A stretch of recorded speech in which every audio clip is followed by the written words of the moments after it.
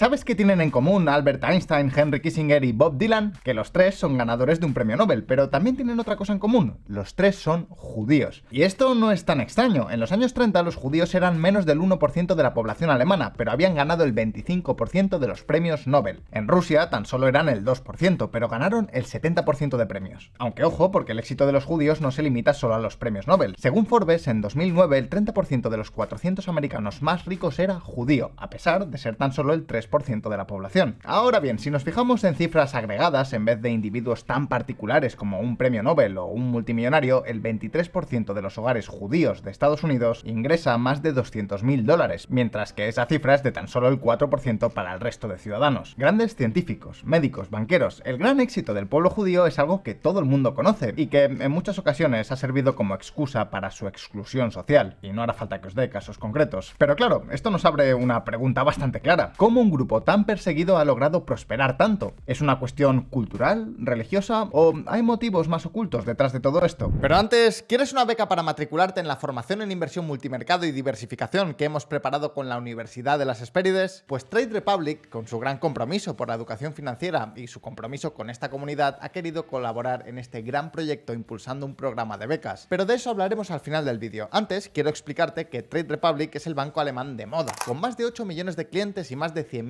millones de activos bajo gestión. Con su aplicación podrás invertir en bolsa rápido y sencillo, tanto en acciones como ETFs, como criptos, como planes de inversión a largo plazo. Y oye, si no quieres invertir hasta estar bien formado, puedes guardar tu dinero con una rentabilidad del 2,53% TAE con tus ahorros protegidos por los fondos de garantía de depósitos europeos. Y si gastas con la tarjeta de Trade Republic, recuperas el 1% del valor de tus compras hasta 15 euros mensuales. Así que si te interesa, te dejo un enlace en este QR, en la descripción y en el comentario fijado. Y dicho esto, recuerda que al final del vídeo hablaremos de las becas de Trade Republic. ¡Sigamos!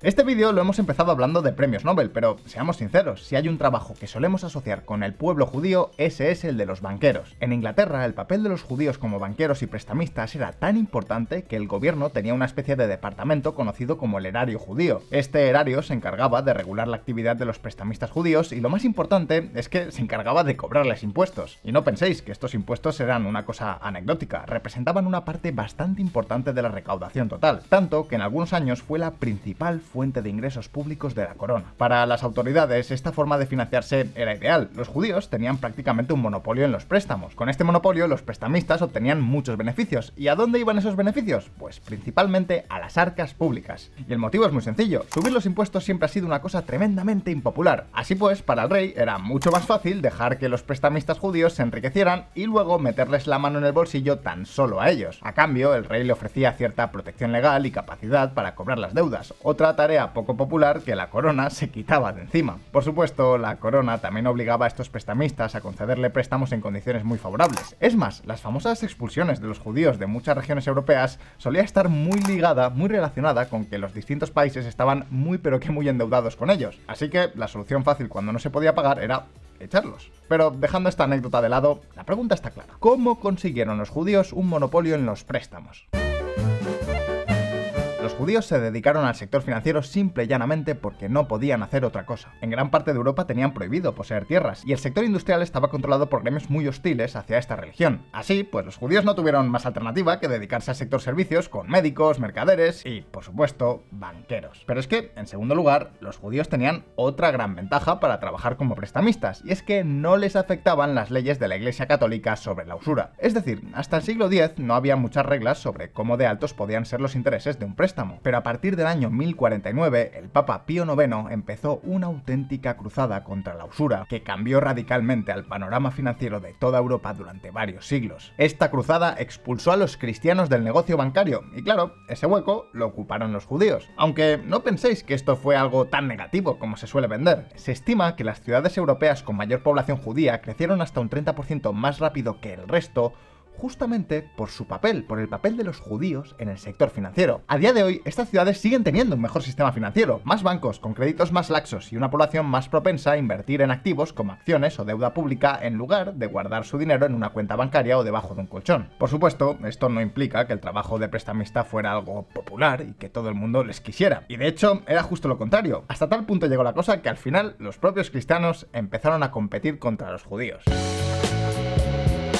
Los famosos Montes de Piedad, una especie de protobancos con la misión de dar préstamos favorables a la gente más pobre. Nacieron justamente para echar del mercado a los prestamistas judíos. Tanto es así que existe una correlación muy fuerte entre que un pueblo tuviera un porcentaje alto de judíos y que se construyera un monte de piedad. Y además sabemos que cuando estos montes de piedad empezaban a funcionar era mucho más probable que se expulsara a los judíos del pueblo. Pero, ¿queréis saber lo más gracioso? Que tras expulsarles, los propios pueblos terminaron rogando a los judíos que volvieran.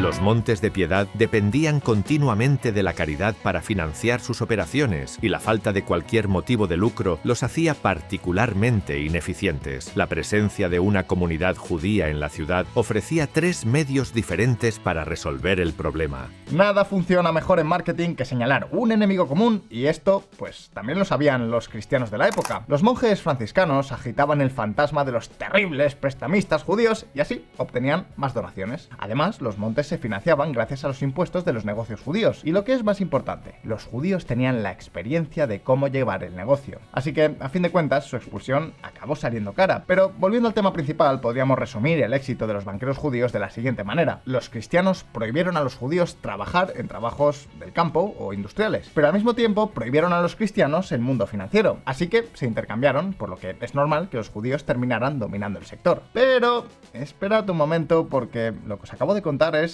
tan solo la versión más extendida de la historia, y sin duda tiene parte de verdad, pero ¿y si te dijera que todavía hay mucho más que explicar?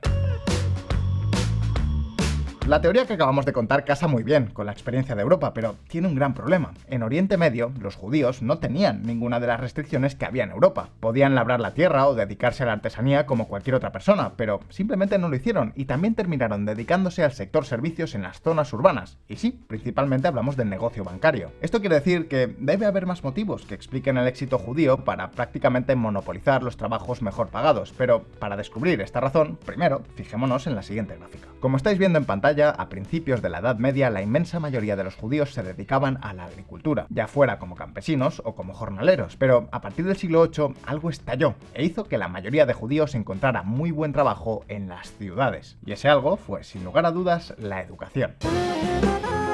Desde el final del siglo II después de Cristo, la mayoría de judíos siguieron una regla muy estricta que obligaba a los padres a educar a sus hijos, sobre todo para leer la Torá. Esta regla obligaba a los judíos a construir sinagogas, a comprar libros y a pagar profesores. Por supuesto, para muchos judíos, que en su gran parte eran granjeros pobres, esto era completamente prohibitivo. Además, a un granjero la educación no le servía de mucho, así que simplemente abandonaron su religión. Pero hubo un sector muy pequeño que durante varios siglos siguió a rajatabla con esta norma. Pero antes, fijaos en esta gráfica. Lo que estás viendo en pantalla es un gráfico con las edades que los acusados de la Inquisición decían tener en los juicios. Pero hay algo que salta a la vista, algo muy raro. Hay 4 años que se repiten muchísimo más que el resto, y los 4 tienen algo muy en común. 30, 40, 50 y 60. Son cifras redondas. Aunque no lo parezca, este gráfico es la clave para saber el nivel de alfabetización de los judíos. El caso es que la gente analfabeta en muchos casos ni siquiera sabía cuántos años tenía, así que, bueno, pues cuando le preguntaban qué edad tenían, daban una cifra aproximada, un número redondo. Así, dar una edad exacta, decir que tienes 32 años en vez de 30, era un marcador muy bueno de que eras analfabeto. Y seguro que ya sabéis qué grupo era el que solía dar su edad con más precisión.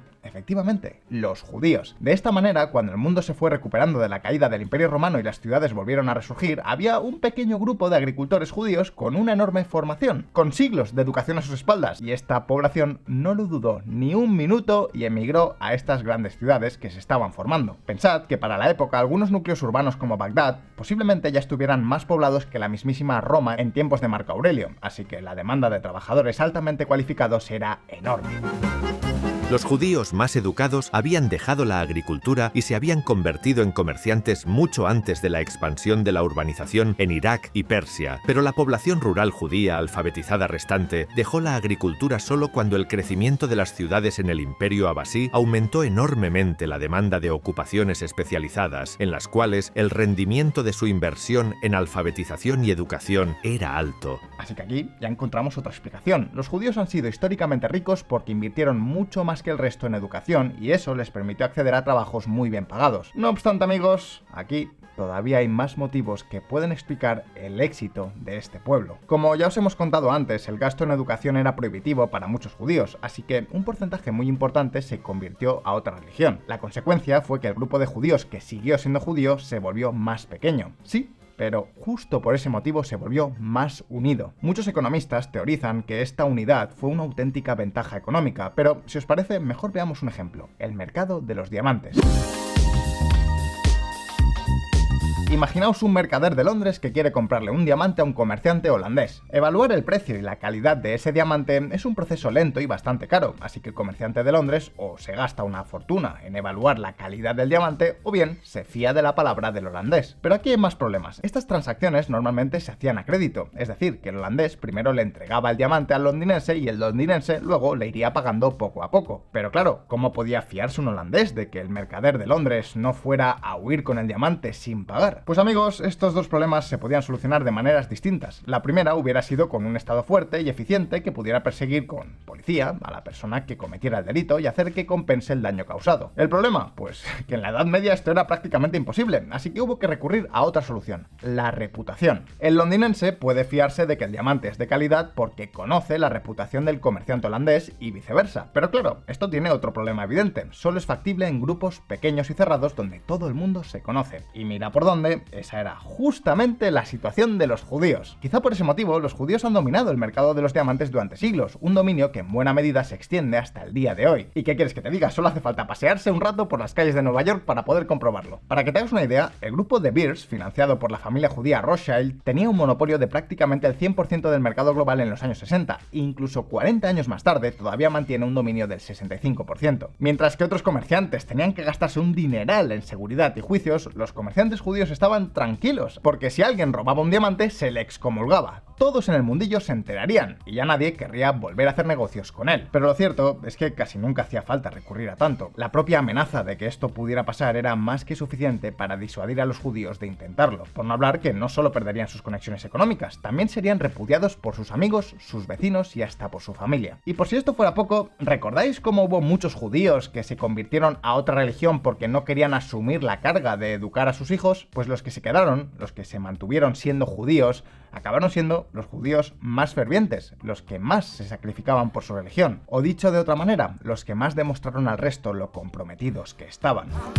Las instituciones de la comunidad ultraortodoxa hacen gran parte de este filtrado ellas mismas. Para cuando un judío completa sus estudios a tiempo completo y está listo para asumir responsabilidades económicas, ya tiene una esposa e hijos arraigados en la comunidad. Este enraizamiento actúa como un dispositivo adicional de compromiso. Barak Richman, cómo las instituciones comunitarias crean ventaja económica. Comerciantes de diamantes judíos en Nueva York. Y las ventajas de la comunidad judía no terminan aquí. Un pilar fundamental de su éxito es que la riqueza no tendía a diluirse entre generaciones ni entre miembros de otros grupos. Para entender a qué me refiero, mejor vamos a ver un caso contrario, el de los cuáqueros Shackers.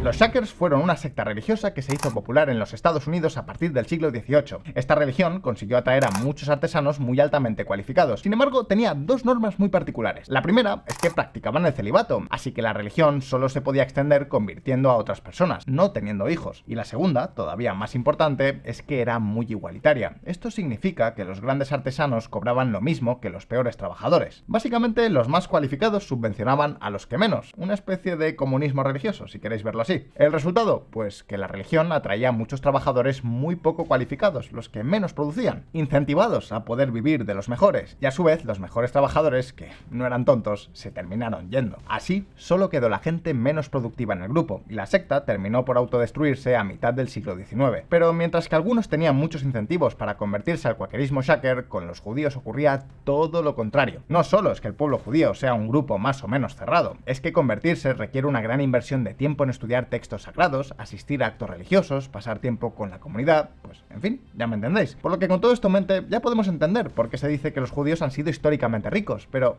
todavía queda una teoría más, quizá la más polémica de todas, sin meternos ni siquiera en teorías conspirativas. Esta teoría es que los judíos han sido tan exitosos simple y llanamente porque son más inteligentes que la mayoría de gente.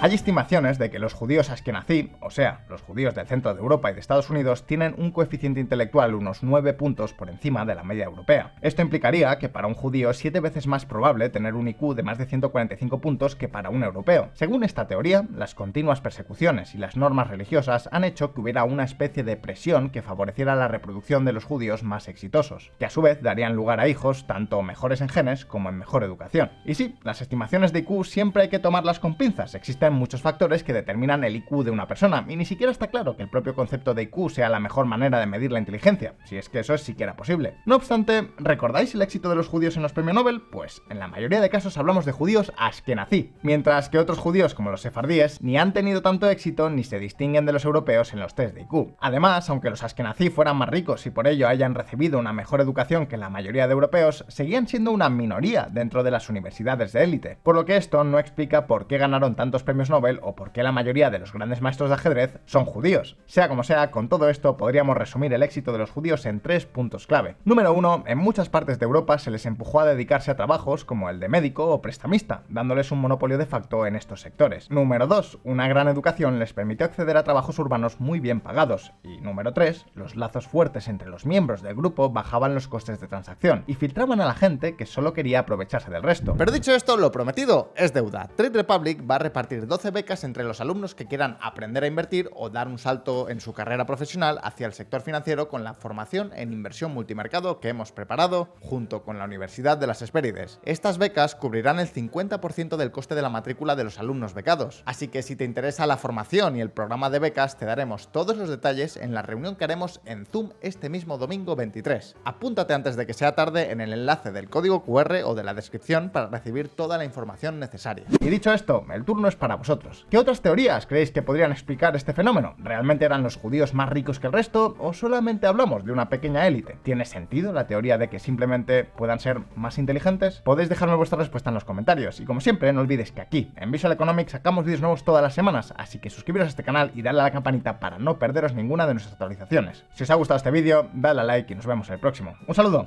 y hasta pronto.